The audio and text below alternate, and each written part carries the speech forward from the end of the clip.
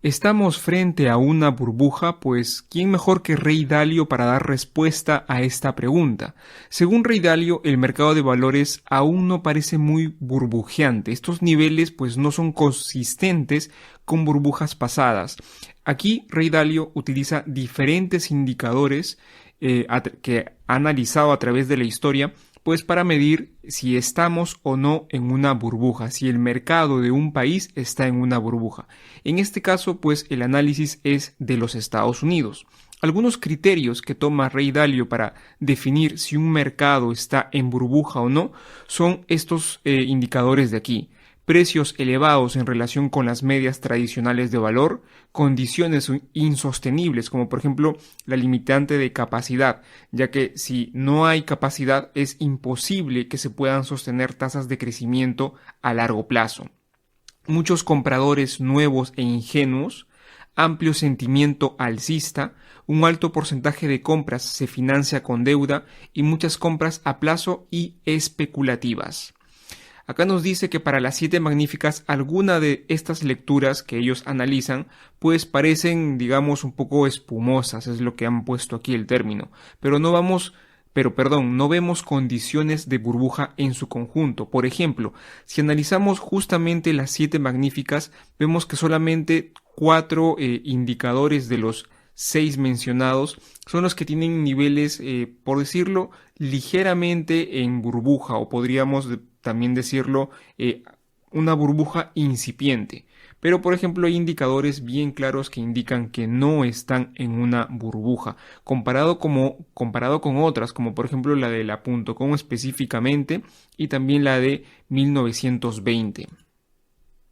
Dalio nos dice en su comparativo que hace con Nvidia, comparándolo contra Cisco durante la burbuja tecnológica, nos dice que el día de hoy el P ratio forward a 2 años, de los próximos 2 años de Nvidia, es de alrededor de 27 veces.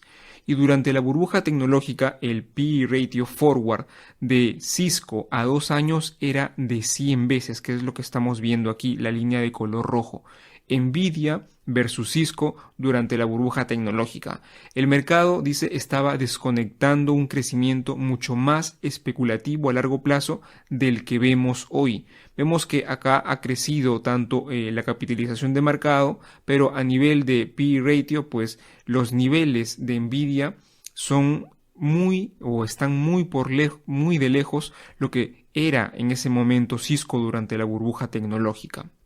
Y ahora dice, esto también se ve con las 7 magníficas. En los últimos años la capitalización de mercado ha aumentado, pero ha ido en línea junto con sus ganancias. Otra forma también de ver este análisis especulativo, pues es analizar el mercado de opciones. Y tenemos aquí, por ejemplo, los niveles de opciones que vemos que sí están elevados, pero no con los niveles que, por ejemplo, vimos durante toda ese escenario post-pandemia que tuvimos tecnológico. Y igual sucede con las 7 magníficas, que también estos niveles son bastante elevados frente a los que tenemos actualmente.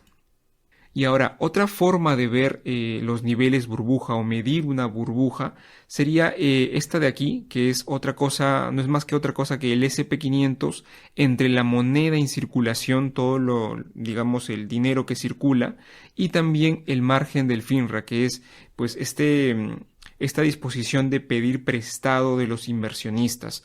Ellos piden prestado a los brokers para, pues, digamos, poder comprar y comprar apalancados, etcétera, ¿no? Entonces, teniendo estos dos indicadores, dividiéndolos con la moneda en circulación, nos da una gran, digamos, forma de medir si estamos o no en una burbuja. Vemos claramente aquí que en las .com ambos niveles estaban elevados y podríamos decir que en el 2008 también. Incluso vemos de hecho que en este 2008, en esta crisis financiera, hubo bastante apalancamiento por parte de los inversores. Pero no vemos esto en lo que está sucediendo actualmente. Vemos que el nivel, digamos, de deuda, de préstamos que están haciendo para invertir los inversores es bastante bajo y está en niveles bajos históricos. Pero lo que sí ha aumentado ligeramente, pues es el SP500 entre la moneda en circulación, no a niveles todavía a nivel de burbuja como la .com, pero sí están elevados. Bien, y aquí tenemos también una medición de lo mismo, pero según el BOFA. BOFA nos dice que la financiación por márgenes no huele a euforia máxima. Y lo que tenemos aquí es lo mismo que esto de aquí está en porcentaje, pero lo que tenemos aquí es ya en billete, en dinero. Y vemos que de hecho estos niveles están bastante bajos, ¿no? Monetariamente hablando son niveles bastante bajos comparándolo con la historia. Bien, otra forma también de medir una burbuja es ver cómo estamos a nivel de riesgo crediticio. Y lo que nos dice aquí macro micro es que actualmente en medio de continuos máximos históricos de las acciones estadounidenses, el diferencial de crédito, que aquí para utilizar este diferencial de crédito está utilizando los bonos triple C, o sea, bonos prácticamente high yield versus restándole los bonos a 10 años de los Estados Unidos. Y dice que se sitúa en un modesto 9-10%, que vendría a ser esta línea de aquí de color azul, más o menos entre el 9-10%, ¿ya? Y lo que estamos viendo es que pues esto de aquí no indica que actualmente exista un riesgo en el SP500, un riesgo de incumplimiento significativo. De hecho, estos niveles son bastante bajos comparado con la historia, ¿no? Nos dice que la probabilidad de una crisis crediticia en el corto plazo es baja a pesar de que todavía estamos en un entorno de altas tasas de interés. El siguiente tema es desempleo, el indicador que la Fed está esperando. Sabemos que la tasa de desempleo de la semana pasada pues ha aumentado al 3.9%.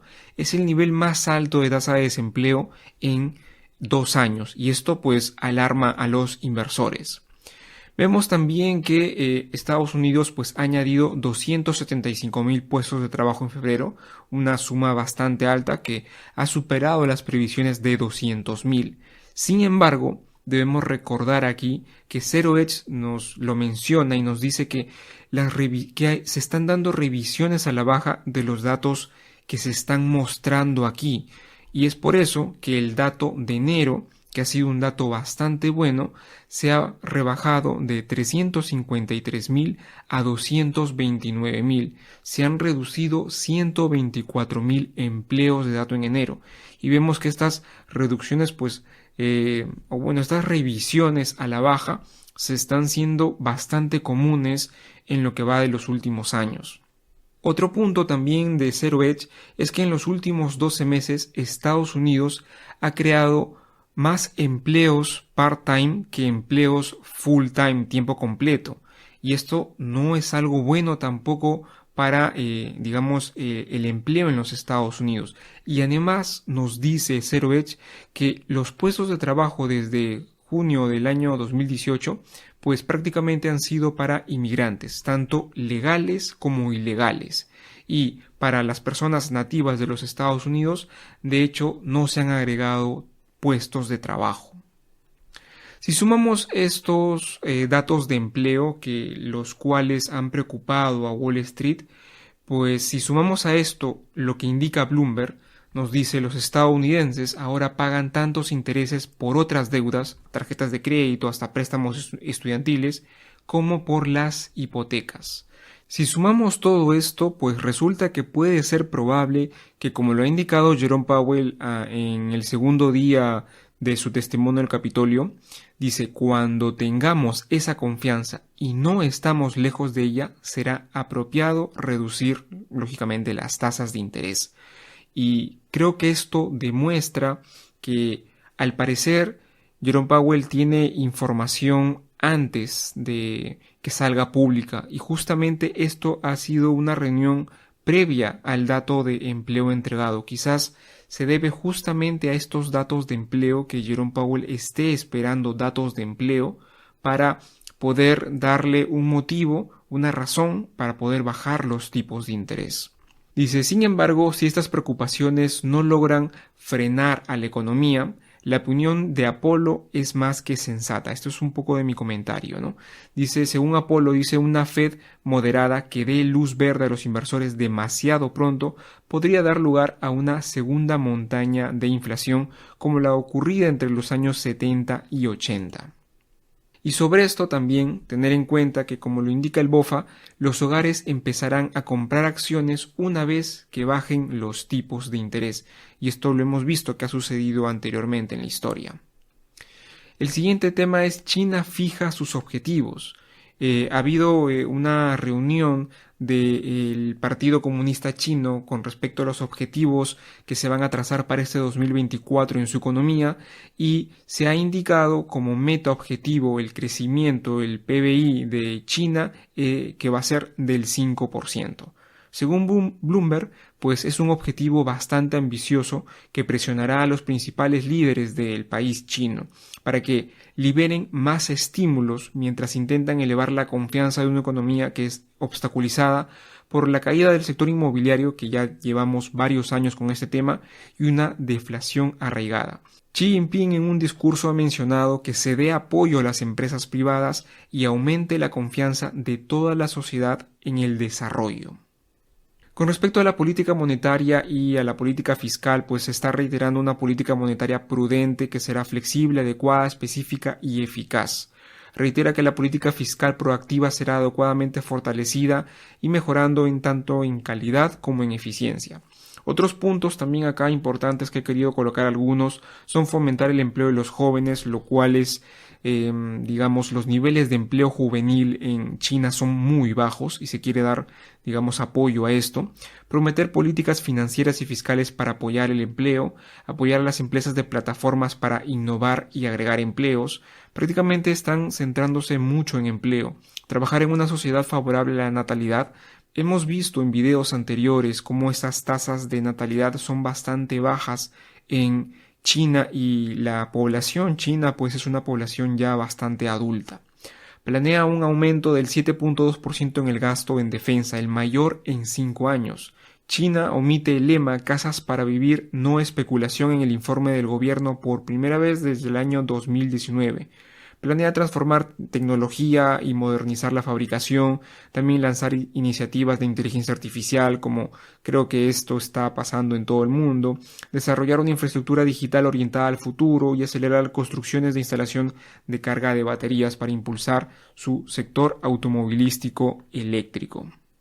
Por otro lado, como sabemos, las ventas de iPhone han caído en China. Está ahora posicionada en cuarto lugar y sus ventas han caído un 24%. Apple se está centrando en otras grandes áreas como son la inteligencia artificial y sus auriculares Vision Pro, según Bloomberg. Bien, ahora pasemos a la siguiente sección donde invertir, y pues los pronósticos a futuro no son muy alentadores según BofA. Las valorizaciones actuales de 25 veces P/E ratio sugieren retornos anualizados del 2.6% durante los próximos 10 años. También pues hay que recordar que mantenemos esta divergencia entre lo que sucede con el balance de la Reserva Federal y lo que ocurre con Wall Street. Específicamente aquí se está comparando el Nasdaq.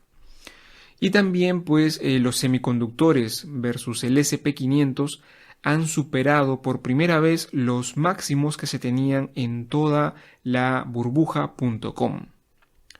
Seguimos teniendo ingresos en la bolsa. Lo importante es a dónde se va. BofA dice que hay una séptima semana de entradas de capital en renta variable. Es la tendencia más fuerte en 2 años de ingresos constantes a bolsa. Pero en la última semana que hemos tenido, ha habido una salida enorme de tecnología. Es la más grande registrada en la historia. Y entonces aquí viene lo importante de ver hacia otros lugares. Y para esto tenemos aquí a DataTrek Research, que nos dice, las acciones no estadounidenses han tenido un rendimiento inferior al S&P 500 en más de una desviación estándar durante los últimos 12 meses. Esta gráfica está comparando al MSCI World versus los Estados Unidos. Cuando vemos la gráfica aquí arriba, sería que está, siendo... hay mejores rentabilidades en el resto del mundo que lo que sucede aquí abajo, ¿no? Entonces, lógicamente, lo que tenemos actualmente es que deberíamos estar viendo un poco fuera de los Estados Unidos. Y para esto también nos quedamos con esta gráfica de top-down charts que nos dice que los mercados emergentes pues están cotizando a niveles de riesgo mínimos.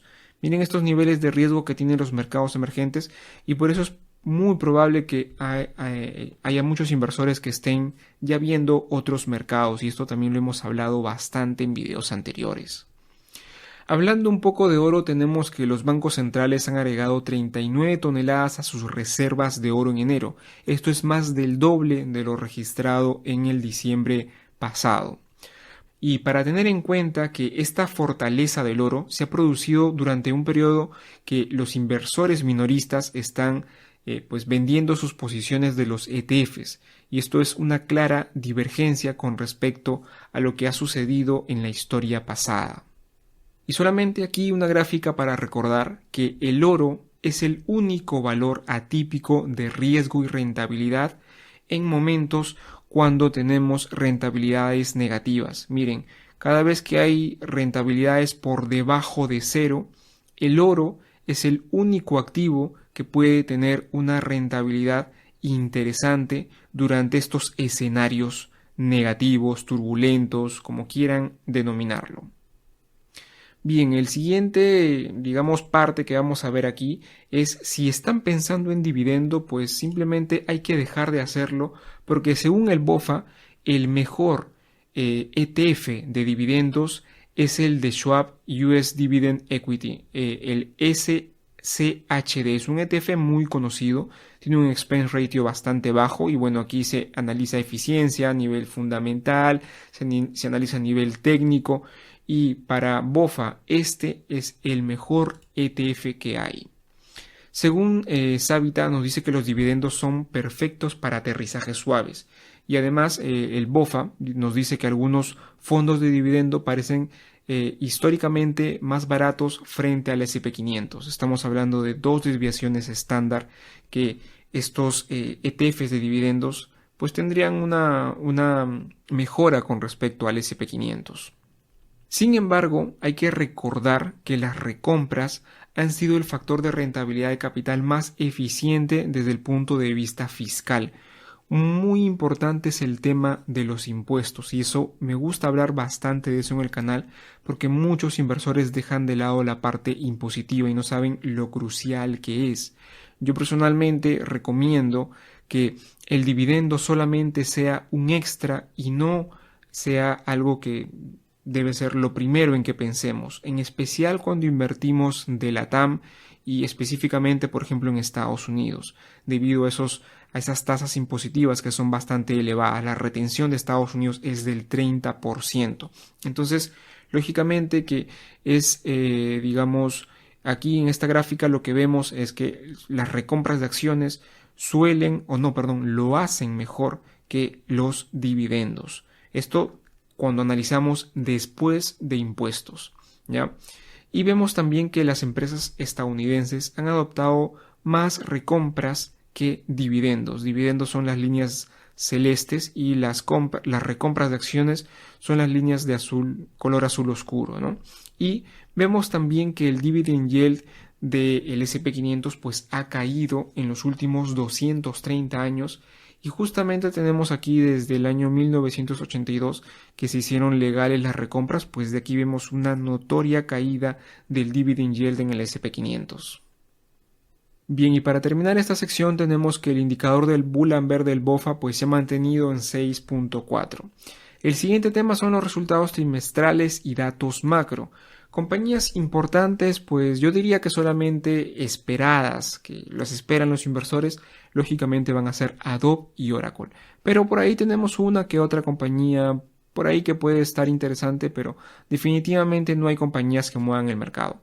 A nivel de datos macro, el día más importante, sin duda alguna, va a ser el día martes, debido a la inflación de los Estados Unidos. Y luego tenemos aquí algunos resultados y estimados que se van a hacer. Pues bastante cuidado con estas compañías, ¿no? Aquí estar alertas con estas compañías como On Holding, UiPath, por aquí tenemos a Beke y a nivel de caídas podríamos tener aquí Sentinel One y Soho House.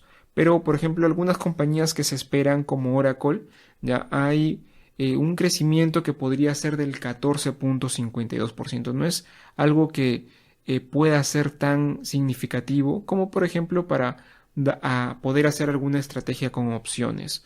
Pero a nivel... Y la otra, ¿dónde está Adobe? Adobe la tenemos aquí, un 19%. No son crecimientos esperados tan altos como para ir, digamos, a lo seguro, ¿no? Pero esto ya va a depender de ustedes, de qué finalidad le quieran dar a esta sección de aquí. Bien, y para terminar el video tenemos el análisis técnico del SP500. La semana anterior se ha cumplido lo que se había indicado, pero esta vez se está analizando los gráficos semanales. ¿Por qué? Porque hay una vela muy curiosa aquí, esta es una vela de indecisión, vela que está en una zona importante, la cual también se ha debido a un fundamental importante que ha sido específicamente los datos de empleo de la semana pasada, del último día viernes. Entonces, esto podría sugerir un cambio de tendencia, un, digamos, leve retroceso, lo cual resulta ser normal porque vemos que el SP500 ha tenido un gran crecimiento desde más o menos octubre. Desde esta fecha el SP500 no ha tenido descansos importantes y puede ser que este sea uno y el, digamos, objetivo serían los 5.000 puntos. Ya sería un retroceso importante el que se podría esperar. ¿Y dónde surgiría este movimiento o dónde deberíamos estar alertas?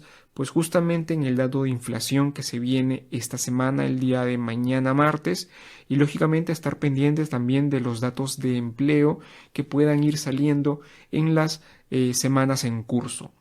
Así es que creo yo que esto sería todo el video por el día de hoy. Recuerden que toda esta información está en la página web de Ingenio Inversiones de forma gratuita. Un saludo y que tengan excelentes inversiones.